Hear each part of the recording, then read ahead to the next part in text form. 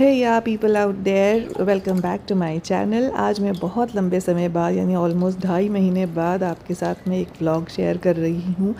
ये मेरे आजकल के जो लेटेस्ट रूटीन है जो कि हाईली अनप्रोडक्टिव है उसका मैं कुछ क्लिप्स शेयर कर रही हूँ आपके साथ में। कल रात को ये राइस बनाए थे तो लेफ़्ट ओवर राइस का मैं आज स्टफ्ड पराठा बनाने वाली हूँ।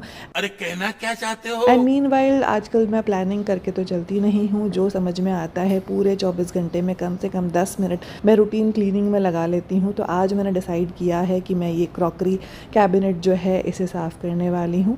तो मैंने सारी क्रॉकरी जितनी भी इसमें पड़ी थी वो सब कुछ बाहर निकाल के और फिर बाद में उसे अच्छे से वाइप करके अब वापस इसमें जमा रही हूँ।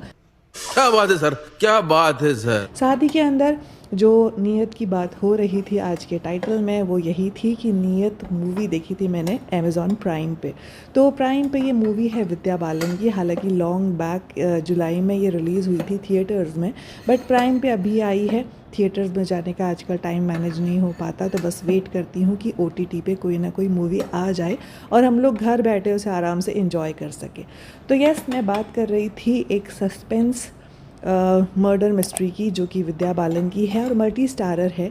तो काफ़ी अच्छी मूवी है, एटलीस्ट वन टाइम वॉच है। पहले ना शुरू में जब ये मूवी स्टार्ट हुई तो मुझे ऐसा लगा कि शायद एक करण जौहर प्रोडक्शन की है, बिकॉज़ इतनी ड्रीमी उसमें म्यूज़िक, बैकग्राउंड म्यूज़िक आ रही थी और इतना लेविश सब कुछ दिखा रहे थे। तो मैंने चेक किया इसके नंबर्स को कि किसके प्रोडक्शन हाउस की ये मूवी है, तो पता चला नहीं, ये करण जौहर की नहीं है। कोई बात नहीं, हमें तो मूवी से और विद्या बालन से मतलब था, क्योंकि मैं बहुत वेट करती हूँ विद्या बालन की मूवीज़ के लिए। और as usual Vidya Balan was outstanding और बहुत ही मज़ा आया इस मर्डर मिस्ट्री को देखने में। और लास्ट तक इस मूवी ने सस्पेंस को बरकरार रखा और हमें पता ही नहीं चला कि मतलब हम गेस नहीं कर पाए कि किसने मर्डर किया होगा। हर कैरेक्टर पे शक जा रहा था, जो कि बहुत ही अच्छी बात है एक मूवी को बांधे रखने के लिए। तो ये वन टाइम वॉच है, मेरी तरफ से ये रिव्यू था। अगर आप देखना चाहें तो ज़रूर से इस मूवी को आप अमेज़ॉन प्राइम पे एंजॉय कर सकते हैं। साथ ही में एक और चीज़ शेयर करनी थी। बहुत सारी क्रॉकरी मेरे पास अभी बॉक्सेस के अंदर डालनी पड़ी क्योंकि मेरे पास जगह नहीं थी उसको मैनेज करने के लिए। तो मैंने अमेज़ॉन से ही मंगवाया था एक ओपन शेल्फ़, जिसका अभी लिंक आपको आपके लेफ़्ट कॉर्नर पे दिख ही जाएगा।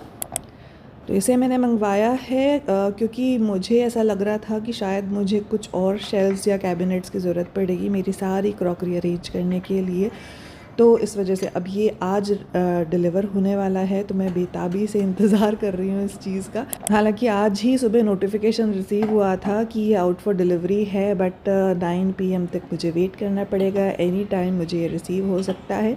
तो मेरे आने वाले व्लॉग में ज़रूर से मैं इसका शोकेस करने वाली हूँ कि क्या क्या क्रॉकरी मैं इसमें जमाने वाली हूँ। बिकॉज़ ओपन शेल्फ़ है तो मुझे ऐसा लगता है कि वही क्रॉकरी जमानी पड़ेगी जो कि रूटीन में काम आती है। बिकॉज़ अगर रूटीन वाली चीज़ें हम ओपन शेल्फ में नहीं रखें तो लगातार उसमें मिट्टी वगैरह जमना बड़ा डिफ़िकल्ट काम हो जाता है आगे आने वाले टाइम के लिए। ये देखिए बड़ा क्यूट सा ये कप है। हालांकि इसको मैंने मुश्किल से कभी एक बार यूज़ किया होगा चाय पीने के लिए, बट बड़ा इंटरेस्टिंग कोट्स इसमें थे, इस वजह से मैं इसे परचेज़ करके लेकर आ गई थी। मुझे ऐसा लगता है कि क्रॉकरी एंड किचन वेयर जो है ना वो शायद मेरे हस्बैंड और मेरे लिए एक बहुत बड़ा वीकनेस है कि हम लोग रेजिस्ट ही नहीं कर पाते हैं कि हमें कितना ख़रीदना है और कब कब ख़रीदना है। ये भी एक मेरा वन ऑफ द फेवरेट मग है और ये मेरी बचपन की याद है। ऑलमोस्ट 30 ईयर्स से ये मग मेरे साथ में है। पहले मम्मी के वहाँ पड़ा था और गए कुछ सालों में मैं इसे मेरे पास लेकर आ गई थी। और ये मेरा इतना अजीज़ है ना कि मेरा मन नहीं करता कि मैं इसको यूज़ करूँ, बिकॉज़ ऐसा लगता है कि शायद टूट जाएगा। तो इस वजह से इसको मैं यूज़ बहुत कम करती हूँ। तो फाइनली 10 मिनट्स का मेरा जो ये क्लीनिंग एंड ऑर्गेनाइजिंग का रूटीन था, जो कि आजकल मैंने दिन भर में तय कर रखा है, ये कंप्लीट हुआ। और अब मैं बनाने वाली हूँ आज का नाश्ता या ब्रंच कह लो, क्योंकि काफ़ी लेट हो चुका है। बाकी बची हुई कैबिनेट मैं आज साफ़ नहीं करूँगी क्योंकि मैंने आजकल ना बड़ा अजीब सा मेरा रूटीन सेट कर रखा है कि जो सुबह उठ के मन करता है बस वो करो, उसके अलावा कुछ भी नहीं। इस रूटीन के पीछे क्या रीज़न्स है आने वाले समय में ज़रूर से आपको पता चल जाएंगे। फ़िलहाल मैं लेकर आई हूँ माइलो को बाहर गार्डन में, क्योंकि इसको भी थोड़ा बहुत बाहर घूमना ज़रूरी है। और साथ ही के अंदर दूध वगैरह सब गर्म हो गया था, तो अब बनाने वाली हूँ मैं चावल के पराठे। तो लेफ़्ट ओवर राइस हो गया, लेफ़्ट ओवर दाल हो गई, या और कोई मिक्स वेज हो गई, उसका ना सुबह अगर हम मेक ओवर कर दें पराठों के रूप में, तो बस फिर कहने ही क्या होते हैं, टबी फिलिंग भी होता है और बहुत ही सेटिस्फाइंग भी होता है।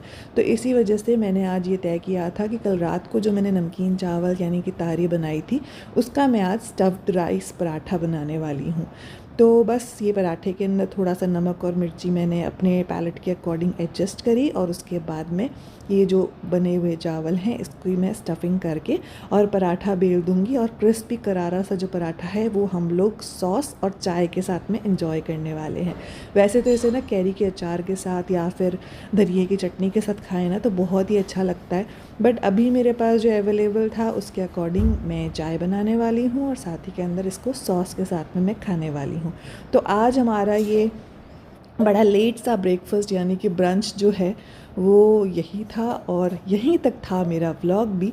आई होप आपको बहुत समय बाद का मेरा ये व्लॉग जो है वो पसंद आया होगा। और एज़ पर टाइटल, रूटीन तो देखो चेंज होते रहते हैं, डिपेंड करता है तबीयत पे, मूड पे, क्या काम है ऑफिस में, उसके अकॉर्डिंग चीज़ें चेंज ऊपर नीचे होती रहती हैं।